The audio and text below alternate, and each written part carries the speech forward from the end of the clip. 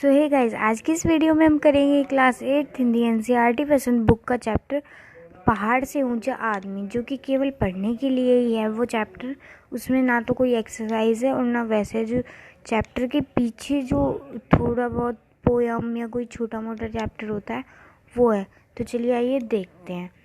तो इसमें ये कहा गया है कि एक 360 फीट तो लंबा और 30 फीट चौड़ा पहाड़ काटने के लिए कितना वक्त लग सकता है, लेखक पूछ रहा है।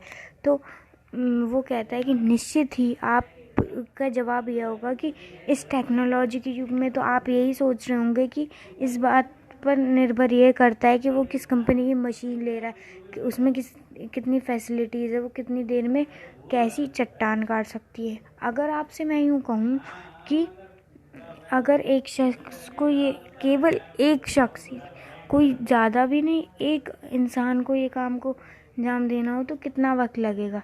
शायद ये चौंका देने वाला सवाल होगा आपके लिए, पर जो बिहार का गया ज़िला है उसके गैलौर गांव के एक मजदूर परिवार में जन्मे एक जो शख्स थे, उनका नाम क्या था, दशरथ मांझी। उन्होंने इस बात का जवाब दे दिया। दशरथ मांझी ने राजधानी दिल्ली में 2007 में अंतिम सांस ली।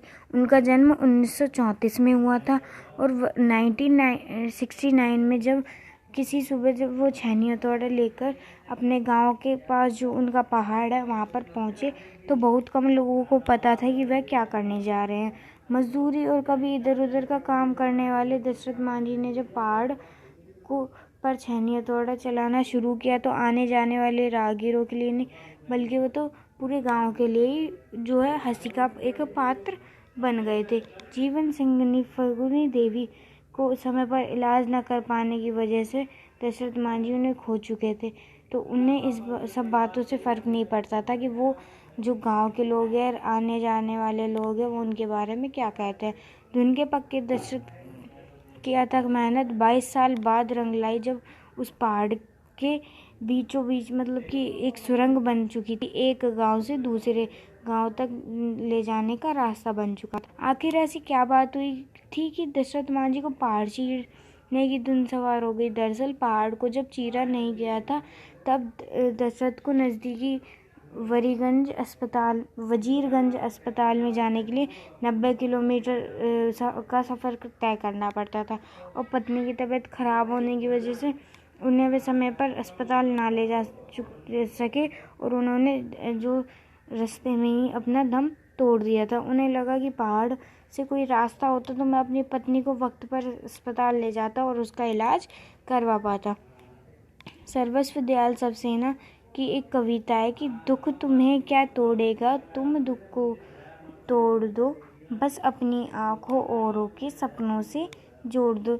जो सर्वस्व दयाल सबसेना है जी हैं, उनकी कविता है कि दुख तुम्हें क्या तोड़ेगा, तुम दुख को ही तोड़ दो। जो कष्ट तुम्हें क्या तोड़ेगा, जो तुम्हें दुख है, जिस बात का तुम्हें दुख कष्ट है, उसको ही तुम तोड़ दो। बस अपनी आंखों के सपने क्या है दूसरों से जोड़ दो, बस अपनी आंखें औरों के जो दूसरों का सपना है उनसे ही अपनी आंखें जोड़ दो। जिंदगी का 30वां वसंत, कि उनको 30 वर्ष के थे वो जो दशरथ मांझी थे, उन्होंने शायद से जो बचे हुए गांव के निवासी थे उनके मन में दबी एक छोटी सी हसरत को अपनी ज़िंदगी का मिशन बना दिया था।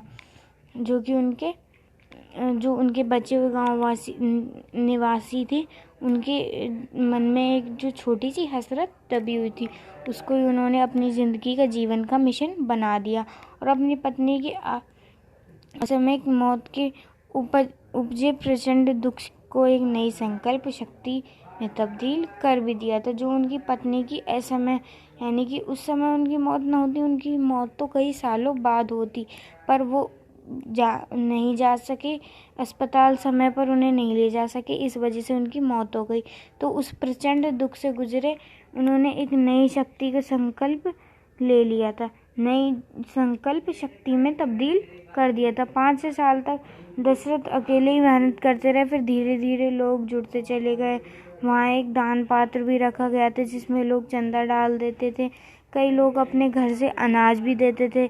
आज की तारीख में आप कह सकते हैं कि गैलोर से वजीरगंज जाने की जो 80 किलोमीटर की दूरी को, यानी कि 90 जो किलोमीटर थी, 80-90 किलोमीटर की दूरी, उसको उस सुरंग बनाने से केवल वह मात्र 13 किलोमीटर की हो चुकी है। वह रास्ता एक जो है श्रमिक की वजह से बना है। एक अंग्रेज पत्रकार ने पुअर मैन्स ताजमहल, जिन्होंने उसे बताया, जैसे कि देखिए यहाँ पर लाइन भी है। आज की तारीख में आप कह सकते हैं कि गैलोर से वजीरगंज जाने की 80 किलोमीटर की दूरी को 13 किलोमीटर ला देने वाला रास्ता एक श्रमिक के प्यार की निशानी है। एक पत्रकार ने लिखा है पुअर मैन्स ताजमहल। जैसा कि आप देख सकते हैं कि गैलोर से वजीरगंज जो सुरंग है उसको 80 किलोमीटर का रास्ता उन्होंने सुरंग बनाने से 13 किलोमीटर का कर दिया, और उसी रास्ते को मतलब कि एक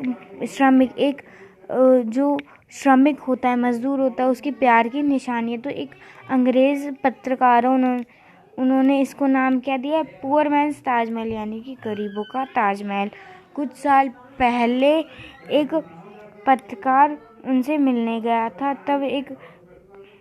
तब एक फक्कड़ कबीरपंथी की तरह यायावी कर रहे दशरथ मांझी ने उन्हें अपनी एक प्रिय कहानी सुनाई थी, जो उस चिड़िया के बारे में थी जिसका घोंसला समुद्र बहा कर ले गया था। जब एक जो पत्रकार था जब उनसे मिलने गया था, तो तब एक फक्कड़ कबीरपंथी की तरह उन्होंने एक दशरथ मांझी ने एक कहानी सुनाई थी उनको, उनकी जो सबसे प्रिय कहानी थी, जो कि ये थी कि एक चिड़िया का जो घोंसला होता है वह समुद्र बहा कर ले जाता है।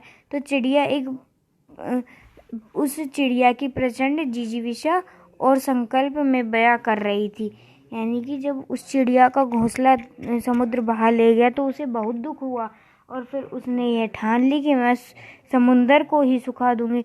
शुरुआत में तो उसे सब पागल करार देने लगे, पर बाकी चिड़ियों ने फिर बाद में धीरे धीरे जैसे समय बीतता गया, उनकी जो चिड़िया थी वो साथ देने लगी बाकी की चिड़िया। फिर विष्णु का वाहन गरुड़ भी इन कोशिशों में उनका हिस्सा बन गया था, जो विष्णु जी भगवान विष्णु का वाहन है गरुड़। फिर बीच बचाव करने के लिए खुद विष्णु को आना पड़ा, जिन्होंने समुद्र को धमकाया कि अगर तुम इस चिड़िया का घोंसला नहीं लौटाओगे तो पल भर में उसे सुखा दिया जाएगा, यानी कि समुद्र को मैं सुखा दूंगा, तुम्हें सुखा दूंगा। तब पत्रकार ने जब उनसे पूछा कि कहानी की चिड़िया क्या आप ही है, जो कहानी में जो चिड़िया थी वो चिड़िया क्या आप ही है असल ज़िंदगी में? इसके जवाब में आंखों में शरारत भरी मुस्कान लिए मांझी ने बात टाल दी। इस जवाब मतलब उन्होंने जवाब में कुछ नहीं कहा, बस उनकी जो आंखों में शरारत भरी हुई थी उस मुस्कान से उन्होंने उस बात को टाल दिया। फिर पिछले कुछ सालों में दशरथ मांझी कबीरपंथी साधु बन गए थे और यायावर बने हुए थे, लेकिन कबीर का उनका स्वीकार महज ऊपरी नहीं था। जो उन्होंने कबीरपंथी और यायावर बने हुए थे, उनका जो स्वीकार था वो महज ऊपरी दिखावटी नहीं था। उनके विचारों में भी कबीर जैसी प्रखरता थी, जो वो सोचते भी विचार उनके थे कबीर जी जैसे ही थे। और जो गरीब और मेहनतकशों का ईश्वर पूजा में उलझे रहना, गरीब और मेहनतकशों का ईश्वर जो पूजा में उलझा हुआ रहता है और तमाम अंध श्रद्धालु उनका शिकार होने उन्हें कचोटता है। वे कहते थे कि जिंदगी भर फाकाक्षी करते रहे आदमी की मौत के बाद मृत्यु भोज में अच्छे अच्छे पकवान खिलाए जाते हैं, इसके लिए लोग कर्जा क्यों लेते हैं? वो कहते हैं कि जो एक आदमी है वो उसकी ज़िंदगी बीत गई फाकाकशी करते रहे। फाकाकशी करता हुआ एक आदमी की जब मौत होती है तो उसके मृत्यु भोज में लोगों को अच्छे अच्छे पकवान खिलाए जाते हैं, इसके लिए लोग कर्जा क्यों लेते हैं? तो दशरथ मांझी हमारे बीच नहीं है, लेकिन क्या वे हमें उन मिथकीय पत्रों की याद दिलाते प्रतीत नहीं होते? दशरथ मांझी अब हमारे बीच नहीं है, पर वो मिथकीय पत्रों की याद नहीं दिलाते जो पत्र में पुराणों में मिलते हैं, या फिर चाहे प्रोमीथियस हो या भगीरथ में मिलते हैं। ऐसे शख्सियत जो मनुष्य की उद्यम और जीविका को प्रतिबंधित कर रही होती है और अपनी कोशिशों से प्रकृति की दानव शक्तियाँ और इंसान के दुश्मनों से लड़ रही है। अपने जीवन का फलसफा बयान करते हुए उन्होंने एक पत्रकार को शायद इसलिए बताया था कि पहाड़ मुझे उतना ऊंचा कभी नहीं लगा जितना लोग बताते हैं। मनुष्य से ज़्यादा ऊंचा कोई नहीं होता है। तो ये जो पाठ हमारा वो लिखा है सुभाष गाताड़े ने।